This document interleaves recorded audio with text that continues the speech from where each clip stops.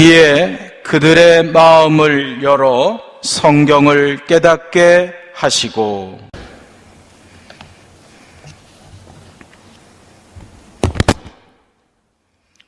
할렐루야. 수요일입니다.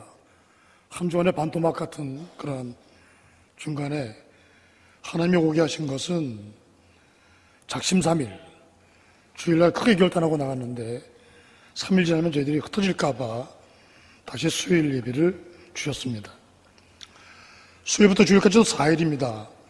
작심삼일이 지나가기 때문에 금요일날 속회로 또 모이게 된 겁니다. 오늘 수요일 추운데도 불구하고 여러분의 발걸음 인도하신 하나님 앞에 감사를 드립니다.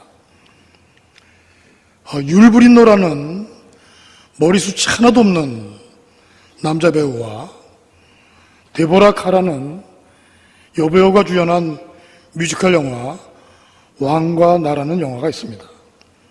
혹시 보신 분도 계시겠지만 아주 보수적이고 고지식한 태국, 지금은 이제 태국인데 그 태국 왕과 왕의 자녀들을 가르치도록 초빙한 아주 개방적이고 자유분방한 영국인 가정교사의 이야기입니다. 그런데 왕실의 아이들을 교육하는 방법에서 사사건건 충돌합니다. 엄격한 왕실 전통을 중요시하는 왕과 자유분방한 여자 가정교사가 티격태격하면서 서로에게 마음이 끌린다는 그런 내용입니다. 그리고 왕의 마음이 열리면서 먼저 왕궁이 변화되고 그리고 나라가 변화됩니다. 이렇게 한 사람의 마음이 열리면 나라가 변화될 수도 있는 것입니다. 오늘 본 말씀을 사문역 성경에서는 이렇게 기록하고 있습니다. 그때 예수께서는 성경을 깨닫게 하시려고 그들의 마음을 열어주시고, 이 장면이 어떤 장면이냐면 부활하신 주님께서는 갑자기 주님이 나타나신 걸 보고 두려워하는 제자들로 하여금 성경을 깨닫게 하시려고 제자들의 마음을 열어주셨다는 것입니다. 그들의 마음을 열어주시고, 여기 마음을 열어주셨다는 것은 생각을 열어주셨다는 말씀입니다. 따라서 기도에 대한 우리의 생각도 바뀌어야 합니다. 우린 기도할 때 가끔 말씀을 깨닫게 하여 주옵소서 그렇게 기도합니다. 그런데 그 기도가 아니라 우리의 생각을 열게 하옵소서 하는 기도로 바뀌어야 한다는 것입니다. 왜냐하면 생각을 열어야 온전히 말씀을 깨달을 수 있기 때문입니다. 그런데 어린아이들이 말을 배울 때 처음이 중요한 것처럼 생각을 여는 것도 처음이 중요합니다. 내가 어떤 생각을 처음부터 키워가느냐 하는 것은 평생을 좌우할 수 있기 때문입니다. 생각을 열지 않고 처음을 시작한 사람은 자기 생각 외에는 받아들일 마음이 없습니다. 내가 하는 것이 전부이고 내가 하는 것이 다 옳다고 생각을 합니다. 그래서 처음이 중요합니다.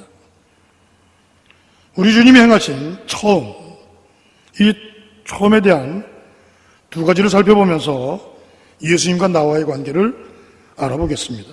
먼저 예수님이 처음 선포하신 말씀입니다. 예수님이 처음으로 선포하신 말씀, 마가복음 1장 15절인데 때가 찼고 하나님의 나라가 가까웠으니 회개하고 복음을 믿으라. 이 말씀에서는 왕이신 예수님과 나와의 관계를 살펴봅니다. 이 말씀에서 때가 찼고 하나님의 나라가 가까이 왔다. 이 말씀은 우리에게 경고하시면서 왜 회개하고 복음을 믿어야 하는지를 설명해 주시는 그런 말씀입니다. 왜 회개하고 복음을 믿어야 하는가? 때가 찼고 하나님의 나라가 가까이 왔기 때문입니다. 이 말씀에서 때가 찼다는 것은 분위기가 무르익었다는 것입니다. 꽉 차서 폭발할 때라는 것입니다. 무언가를 시작할 수 있도록 준비가 다 되었다는 것입니다. 그것을 때가 찼다고 표현했습니다. 그렇다면 무언가를 시작할 수 있도록 누가 준비를 해놓으셨을까요? 당연히 이 세상을 운행하시는 하나님이십니다. 그러므로 때가 찼다는 것은 무언가 시작할 수 있도록 하나님께서 준비를 다 마치셨다는 뜻입니다. 예를 들어서 복음을 전할 때 그랬습니다. 로마가 다른 나라를 점령하기 위해서 로마 제국을 건설할 때 대규모의 군사들이 이동하기 쉽게 도로를 사방으로 뚫어놓았습니다. 그래서 모든 길은 로마로 통한다는 그런 말까지 있습니다. 그런데 나중에 예수님의 제자들이 이 길을 따라서 다른 여러 나라에 복음을 전할 수 있었습니다. 하나님께서 로마의 손을 사용하셔서 미리 복음 전도의 길을 준비하신 것입니다. 이것을 때가 찼다고 합니다. 또 하나, 로마는 자기들이 정복한 나라들을 모두 다 하나의 언어를 사용하도록 했습니다. 헬라어입니다. 그래서 복음이 전해질 때에 헬라어 하나면 충분했습니다. 하나님께서 하나의 언어를 미리 준비시켜서 지켜놓으신 것입니다. 그것이 바로 때가 찼다는 말씀입니다. 한 가지만 더 보면 로마는 자기들이 정복한 나라들의 장정들을 용병으로 삼았습니다. 그런데 한 곳에 오래 복무시키면 나라를 잃은 이 군인들의 용병들이 작당을 하게 되고 반란을 일으킬 가능성이 있기 때문에 파병제도를 통해서 용병들의 근무지를 수시로 옮기게 했습니다. 그래서 어느 지역에 가서 복음을 내가 만약에 전해받았다면 그 복음을 전해받은 용병이 자연스럽게 다른 나라로 파병되면서 그곳에서 복음을 전하는 계기가 된 것입니다. 때가 찼다는 말씀입니다.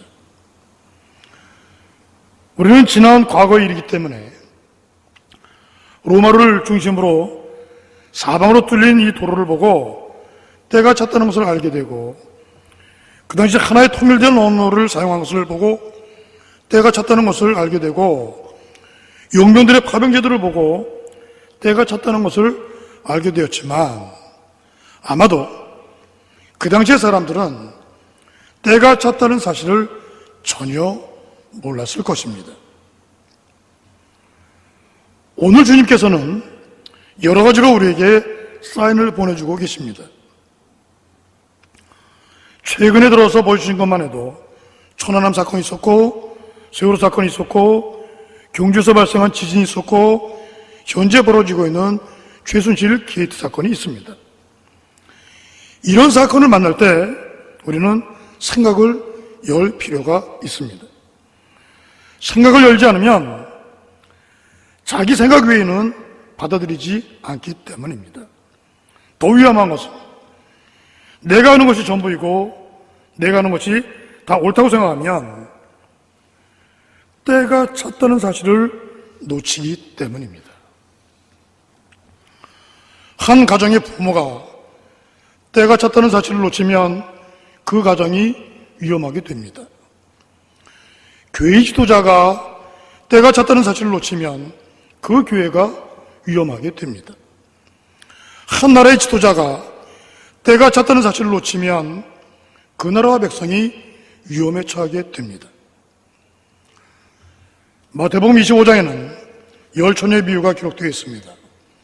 여러분이 잘 아시는 대로 미련한 다섯 처녀와 슬기로운 다섯 처녀에 대한 이야기입니다. 여러분, 그 차이가 무엇입니까? 미련한 다섯 처녀도 똑같이 등잔을 준비했습니다. 그러나 기름을 준비하지 못한 것입니다. 그런데 마태복음 25장 5절에 이런 말씀이 있습니다. 신랑이 더디 오므로 다 졸며 잘세. 세 번째 성경에 보면 신랑이 늦어지니 처녀들은 모두 졸다가 잠이 들었다. 미련한 5 처녀만 졸다가 잠이 든 것이 아닙니다. 10명 모두 잠이 들었습니다.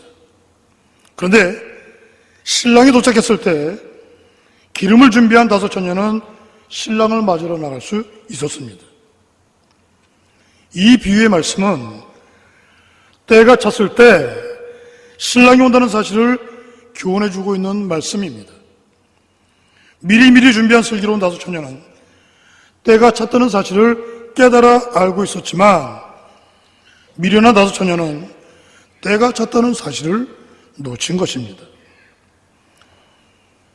여러분 냄비 속에 개구리 이야기를 들어보셨을 겁니다. 개구리를 갑자기 뜨거운 물에 넣으면 튀어나옵니다.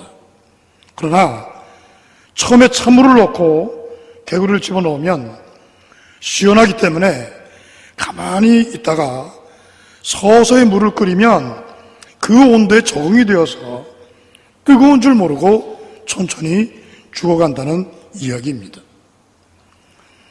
다시 말해서 때가 찼다는 것에 대해서 예민하지 않으면 우리는 나 자신이 죽는지도 모르고 죽어간다는 것입니다.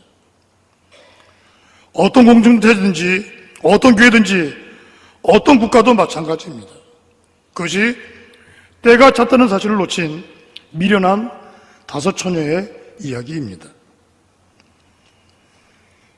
이번 주 토요일에 저희 복지관의 직원 2사람이 때가 차서 결혼을 합니다.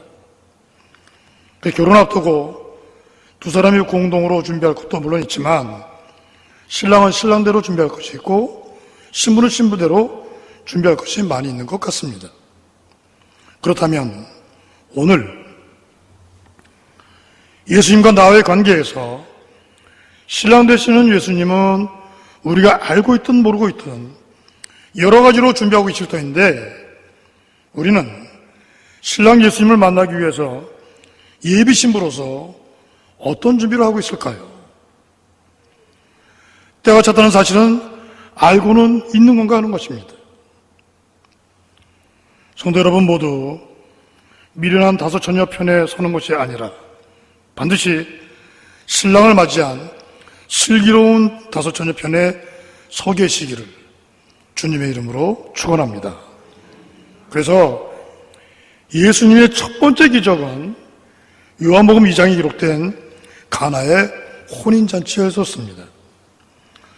혼인잔치를 이야기하기 전에 먼저 이 설교를 준비하면서 복전에서 함께 일하는 우리 직원들에게 질문했습니다. 제목은 예수님과 나는 땡땡땡 관계이다. 땡땡땡에다 집어넣어라. 즉 예수님과 나의 관계를 어떻게 생각하고 있는가 하는 질문입니다. 그 친구들이 응답해준 결과를 보면 이런 겁니다. 한 친구는 내가 의지할 수 있는 분, 의지하는 관계라고 얘기했습니다. 이 친구는 공익요원으로 우리 복전에 와서 근무하는데 2년 동안 1년쯤 지났습니다. 저희 교회 지난 부활절날 등록을 하고 주일 아침마다 저하고 같이 공부를 하는 친구입니다. 그 친구에게 물어봤더니 의지하는 관계라고 얘기를 했습니다. 여러분 이제 교회 나온 지 6개월 됐습니다. 그런데 주님과의 관계가 형성이 되고 있는 겁니다. 또 한 친구는 그 친구가 또 인도한 친구가 있어요. 고등학교 친구인데 동창인데 부모와 자녀의 관계입니다. 그렇게 얘기를 했어요. 부모와 자녀의 관계. 또 어떤 사람은 불가분의 관계, 때려야 뗄 수 없는 그런 관계입니다. 또 어떤 친구는 든든한 오빠 같은 존재. 예수님이 오빠가 없는데 오빠가 있는 걸 굉장히 원했거든요. 근데 예수님이 든든한 오빠 같은 존재다. 또 한 친구는 품어주고 따르는 관계. 예수님은 나를 품어주시고 나는 그분을 따르는 관계다. 또 한 친구는 사랑의 관계. 그리고 한 친구는 힘들 때 쉬어갈 수 있는 쉼터 같은 존재라고 얘기를 했습니다. 한 친구는 영원한 관계라고 했고요. 한 친구는 어렵게 했어요. 즉문즉답 관계입니다. 뭐냐면 내가 요청하면 즉각 응답해 주시는 그런 관계다라는 것이죠. 마지막 한 사람은 길게 썼습니다. 땡땡땡 정도만 했는데 엄마와 딸처럼 무조건적인 사랑의 관계라고 하면서 밑에 사족을 달았어요. 엄마와 딸처럼 무조건적인 사랑의 관계인데 뭘 해도 예쁘고 뭘 해도 기특하고 뭘 해도 이해해 줄 것 같고 서로를 굉장히 위하다가도 가끔은 소원해지는 듯 보여도 실상은 서로를 끔찍하게 생각하는 애틋한 관계. 짧게 대답하라고 그랬는데 이렇게 길게 대답했습니다. 자, 그렇다면 성도 여러분은 예수님과 나의 관계가 어떤 관계라고 생각하고 계십니까? 이 가을이 다가기 전에 예수님과의 관계를 마음속에 명쾌하게 정리함으로 올해 성탄절에 혹시 주님을 만나 뵈었을 때 전혀 어색하지 않은 관계, 예수님과 친밀한 그리스도인들이 되시기를 주님의 이름으로 축원합니다. 이번에 입장을 바꿔서 예수님 편에서 생각하시는 예수님은 나와의 관계를 어떻게 생각하실까라는 것이죠. 한마디로 신랑 신부의 관계입니다. 그래서 왜 기적을 혼인잔치에서 먼저 시작하셨을까 생각해보면 혼인잔치에서 오셔서 첫 번째 기적을 베풀어 주신 것이 그 관계 때문에 그렇다는 것을 알 수 있습니다.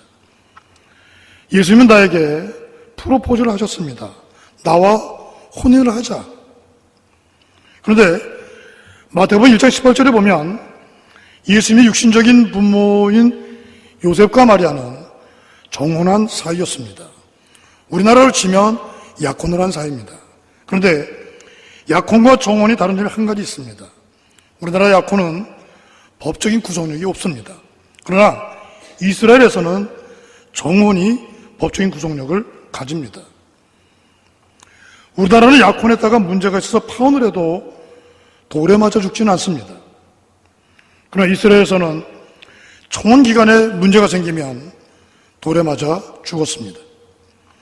그래서 나와 정혼한 마리아가 성녀로 잉태했을 때 혹시 그 사실을 이해하지 못하는 동네 사람들에게 소문이 나서 자기 약혼자가 부끄러움을 당하고 돌에 맞아 죽을까봐 요셉은 가만히 파혼을 하고 했다라고 성경은 기록하고 있습니다. 그런 의미에서 지금 우리는 잘못하면 돌에 맞아 죽을지도 모르는 예수님과 정혼한 사이입니다. 그래서 정혼한 신부감으로 우리가 살아야 할 내용을 가나의 혼인잔치를 통해서 특히 물이 포도주로 변하는 기적을 통해서 말씀해 주신 것입니다. 오늘은 가나의 혼인잔치 전체를 살펴보지 않고 물이 포도주로 변한 기적에 관한 내용만 잠시 우리의 마음, 우리의 생각을 열어보겠습니다. 혼인잔치가 물이 익어갈 때 포도주가 떨어졌습니다. 주님이 말씀하셨습니다. 요한복음 2장 7절 말씀입니다. 예수께서 그들에게 이르시되 항아리에 물을 채우라 하신즉 아기까지 채우니 항아리에 물을 채우라. 항아리에 물을 채운 이후에 기적이 빠르게 진행됩니다. 이제는 떠서 가져다 주어라. 밋밋한 물이 마시는 포도주로 변했습니다. 밋밋한 물이 마시는 포도주로 변했다. 이 말씀을 가지고 우리의 생각을 열면 두 가지가 보입니다. 하나는 주님의 배려입니다. 주님은 많은 기적을 행하셨지만 주님 자신을 위해서 기적을 행하신 적은 한 번도 없었습니다.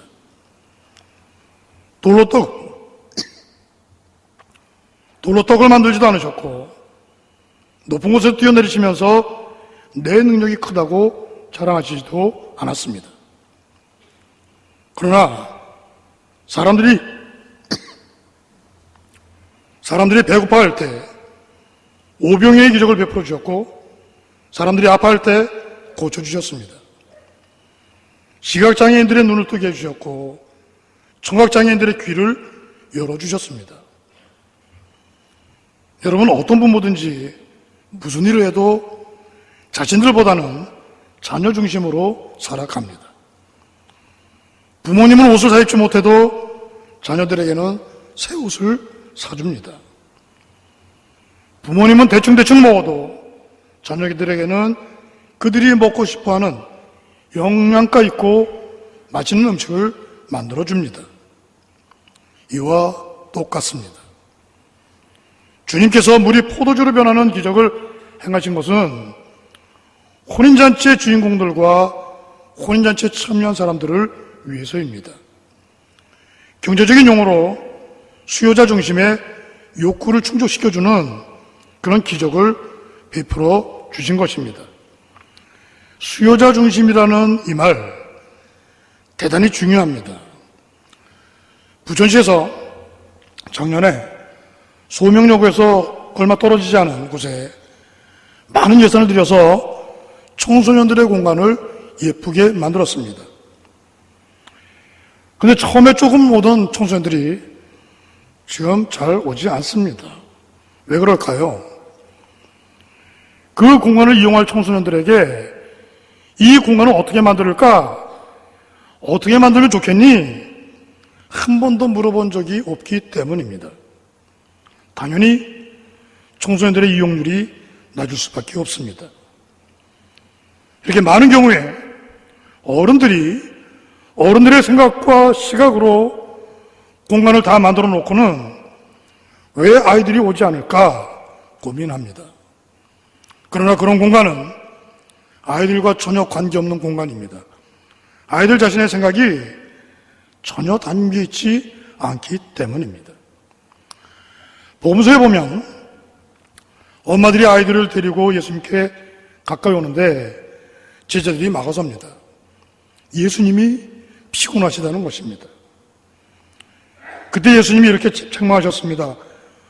어린이들이 내게로 오는 것을 허락하고 막지 말아라. 하나님의 나라는 이런 사람의 것이다. 제자들은 자기들의 생각으로 예수님을 위한답시고 아이들을 막아섰는데 주님의 생각은 다르셨습니다. 늘 상대가 어린아이든지 장애를 가지고 있든지 죄를 지은 약점을 갖고 있든지 그들을 중심으로 말씀하시고 행동하셨습니다. 여러분, 그리스도인은 예수를 따르는 사람들입니다. 그래서 교회는 교인과 그리스도인이 있습니다. 교회는 다니지만 예수님을 따르지 않는 사람이 교인이고, 교회를 다니면서 예수님을 따르려고 하는 사람들은 그리스도인입니다.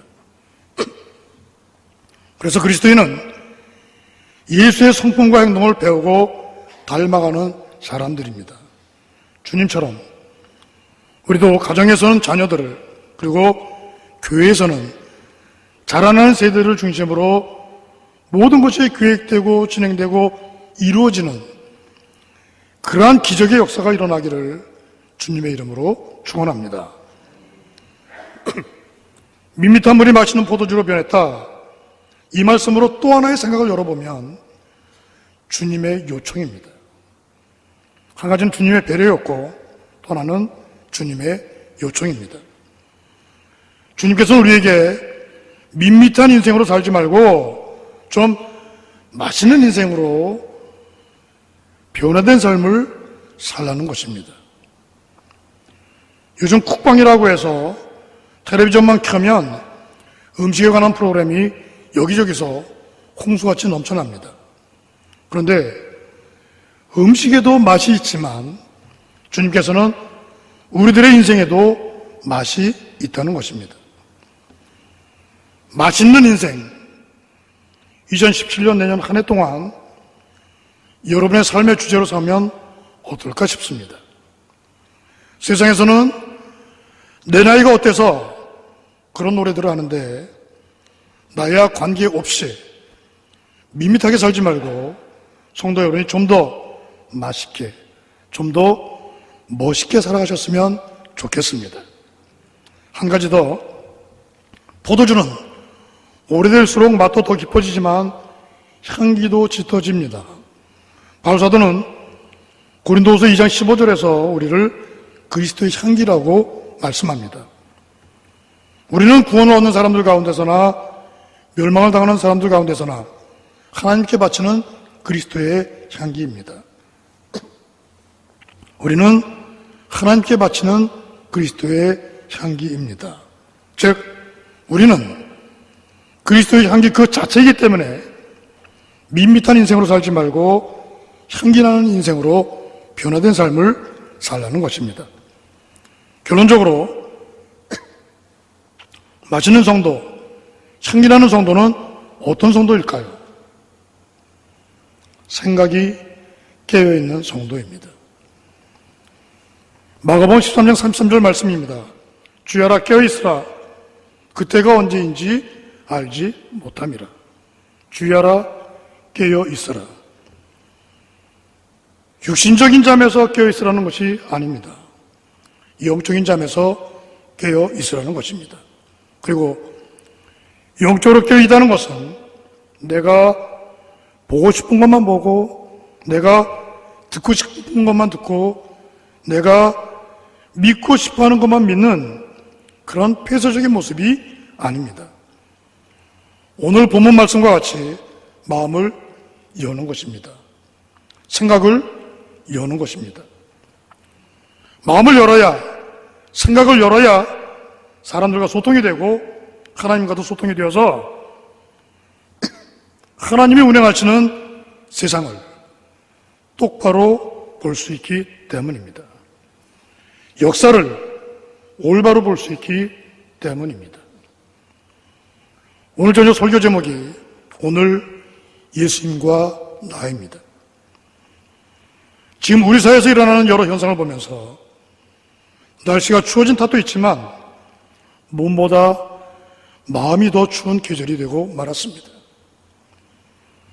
오늘을 바라보는 성도 여러분은 이 혼란의 시대를 어떻게 보고 있습니까? 편견 없이, 선입견 없이 역사의 거울에 비추어서 그리스도인으로서 올바로 보고 있는가 하는 질문입니다.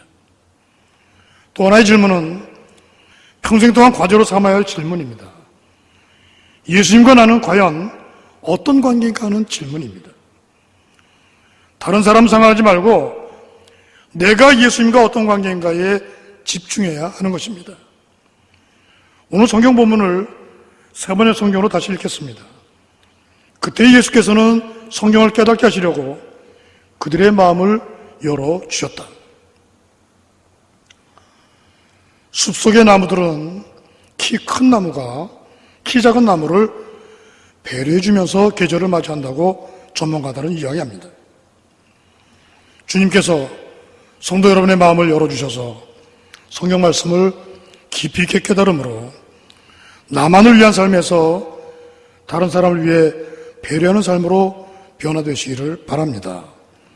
또 주님께서 성도 여러분의 마음을 열어주셔서 성경 말씀을 폭넓게 깨달음으로 나만을 위한 삶에서 나라 민족을 위해 기도하고 행동하는 삶으로 변화되는 그런 의미 있는 계절이 되시기를 주님의 이름으로 축원합니다. 기도하겠습니다. 하나님 감사합니다. 추운 날씨에도 저희들의 발걸음을 성전들을 인도하여 주셔서 말씀을 듣게 하시니 감사합니다. 하나님 바로 없기는 저희들의 마음과 생각을 열어주셔서 혼란스러운 오늘 때가 차있는 이 시대의 징조를 믿음의 눈으로 바라보게 하시고 세상의 역사를 운행하시고 주관하시는 하나님 아버지의 뜻과 섭리를 깨달아 알게 하여 주시옵소서. 하나님 특별히 세상을 살아가면서 예수님과 친밀한 관계를 지속시켜갈 수 있도록 저희들 영적으로 깨어있게 하시고 신앙의 체력을 강건하게 하여 주시옵소서. 하나님, 몸과 마음이 모두 추운 겨울입니다.